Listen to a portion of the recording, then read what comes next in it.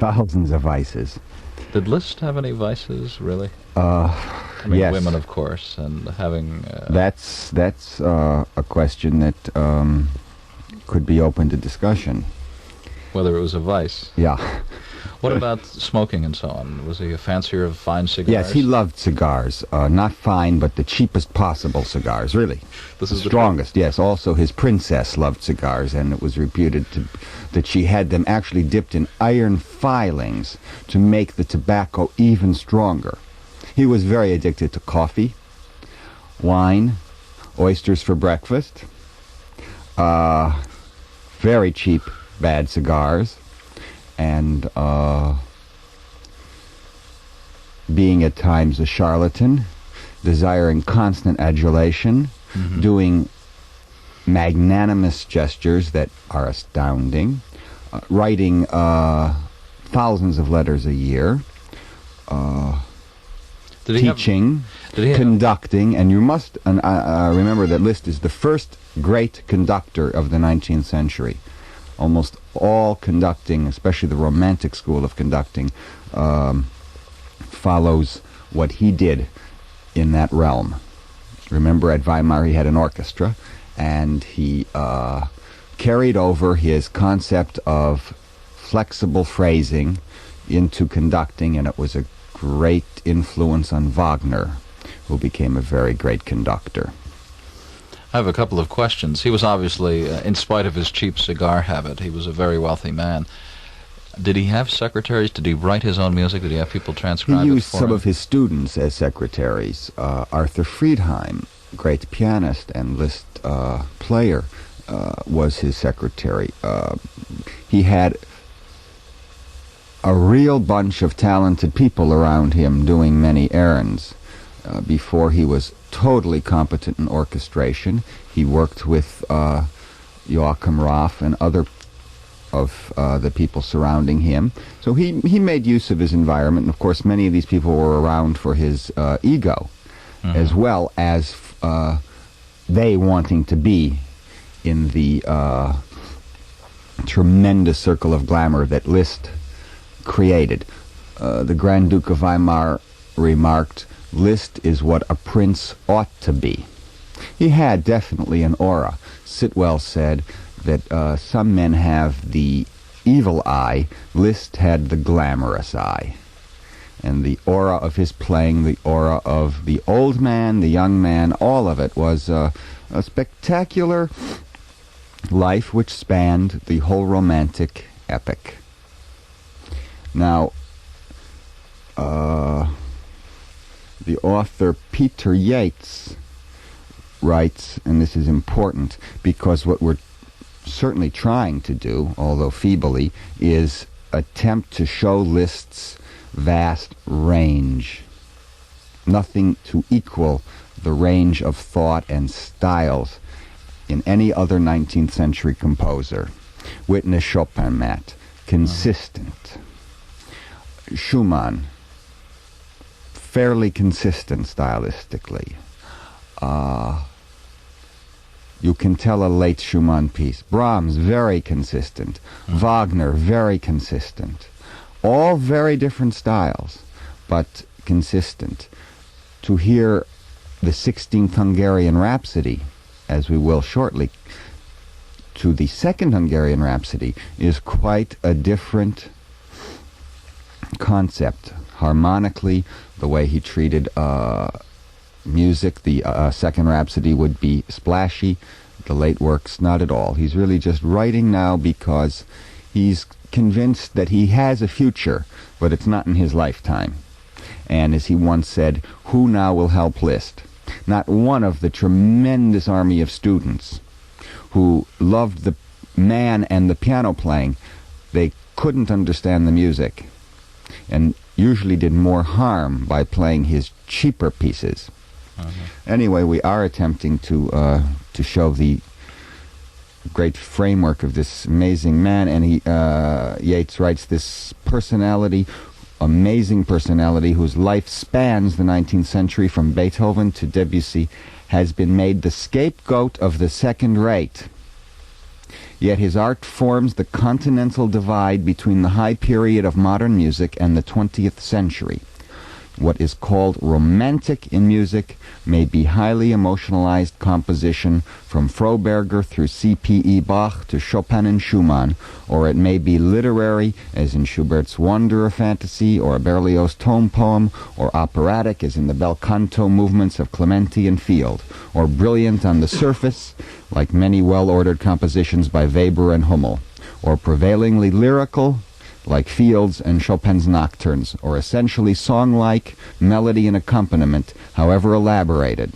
Liszt combined in his unequal and unlike compositions all these romantic forms, styles, mannerisms, gestures, and appearances, while preserving a thorough knowledge of classical organization when he wished to apply it.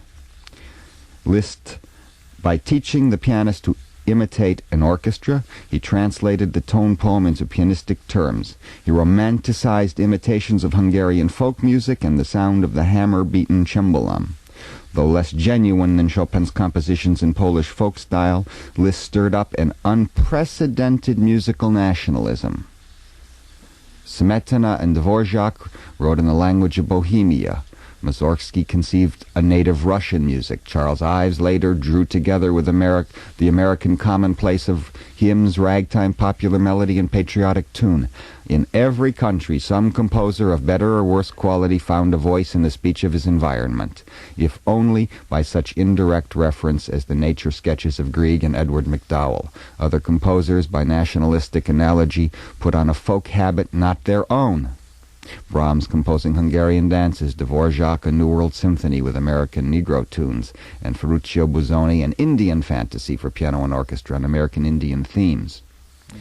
Yes, it was Liszt that began this flood of ethnic nationalism, which remains in the small countries to this day, Khachaturian and Armenia, and so forth. Busoni once remarked that we are all, and whatever we can do, from Balakirev to Richard Strauss, Debussy, we are all branches from his tree. Busoni said Bach was the foundation of piano playing, Beethoven the summit, and the two make Liszt possible. He was the greatest student Liszt ever had, although Busoni did not study with him. Now let's get to the music. It's the 16th Hungarian Rhapsody, and the performer Michel Campanella.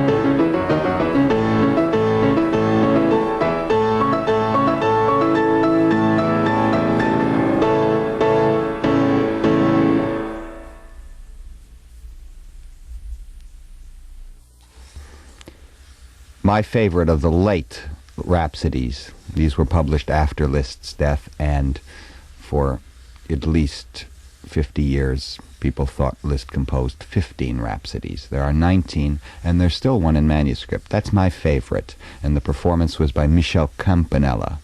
Notice all of the tinsel is replaced, and you have almost a bare sound. Let's move to the 17th Rhapsody, which is really quite nothing more than a sketch. The performance, Roberto Zidon.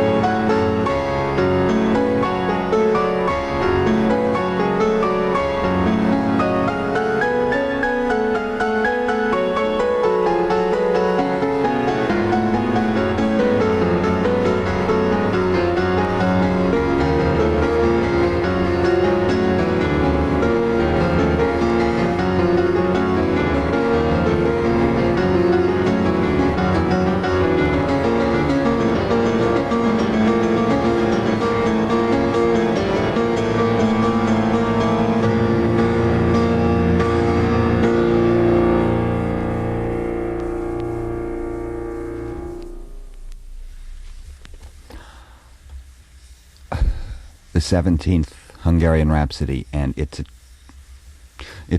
comes from the pit of the stomach. It's a tragic wail. This is, as one can hear, nothing at all like the early Rhapsodies with their 3 sections and their virtuosity and calculation. This is a heartfelt work. Liszt became more and more Hungarian as he grew older. He spent part of his year there teaching at the academy, which was really built for him.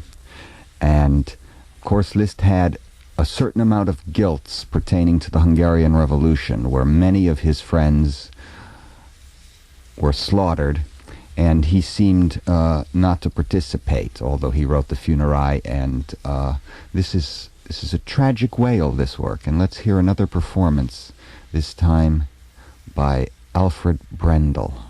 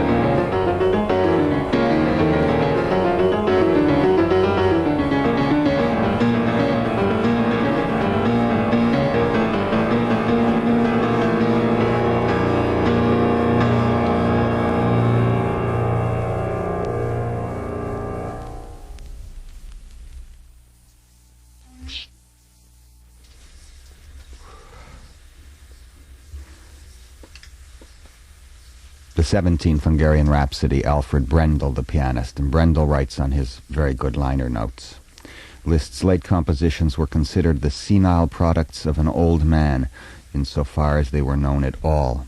The sonorities become bleak and dwindle until only that which is indispensable remains. That's another very characteristic thing of what would happen in the 20th century. Tonality is undermined. The harmonic consequences of the gypsy scale are drawn. Often only the skeleton, not to say the ghost, of a piece is left. Ostinato figures heighten the torment of the monotony.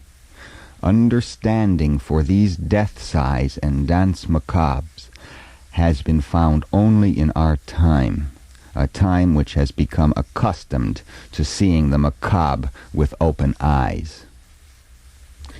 And as we get into more of the late works, we'll hear this almost gruesome quality that would lead us into the 20th century. Now the Rhapsody 18.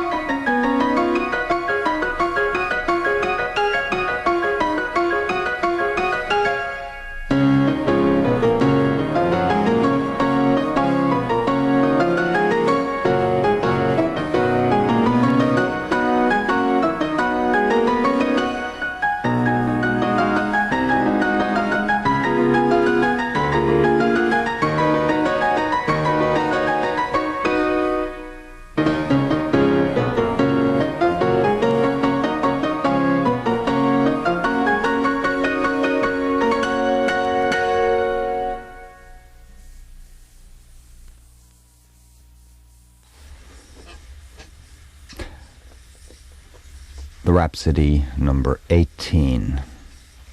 And the performance, Matt, that was Michel Campanella? It was indeed, yeah. All right. Are you ready with number 19? Just about, if you're ready. I am.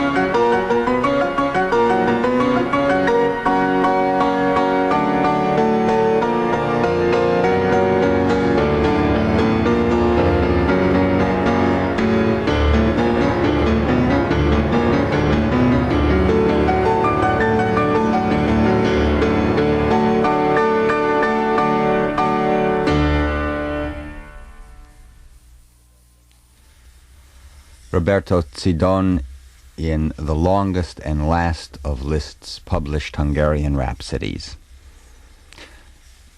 Alfred Brendel writes,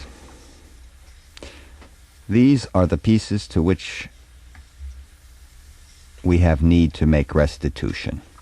One must defend them on two fronts. Firstly, against musicians of the serious breed who look down on the rhapsodies as showpieces, and secondly, against the pianomaniacs who abuse them as showpieces. One must also contend against recollections of salon orchestras and bar pianists who have utterly murdered these pieces. Where is the masterpiece that is able to survive a bar pianist? Nothing is more false than the doctrine that great music cannot be ruined in performance." That was Sir Donald Francis Tovey.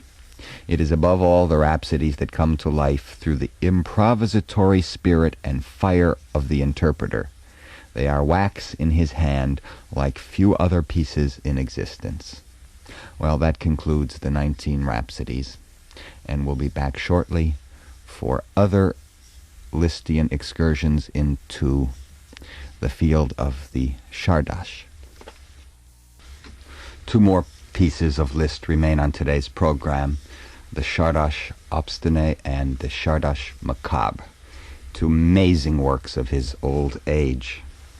John Ogden writes, "His music shows an avant-garde attitude to the problems of composing which was without parallel in the 19th century.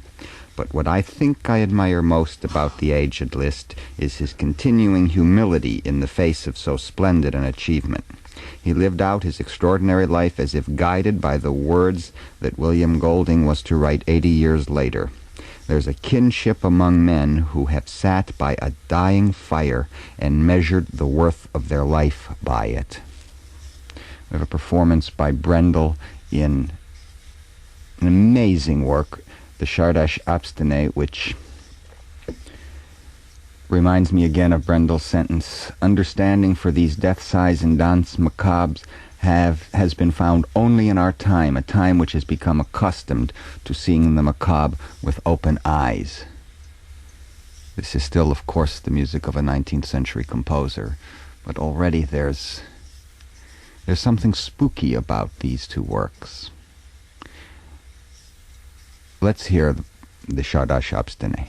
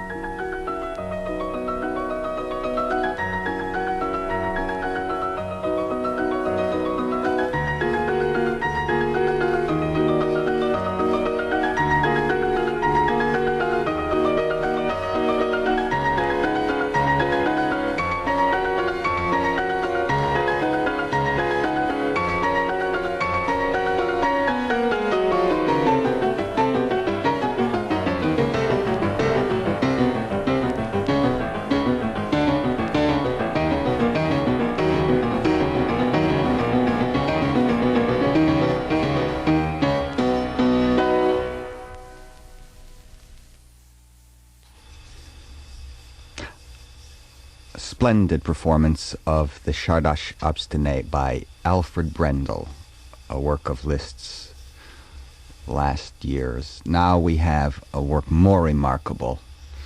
Harsh, open sounds. Bartók valued it. Of course he did.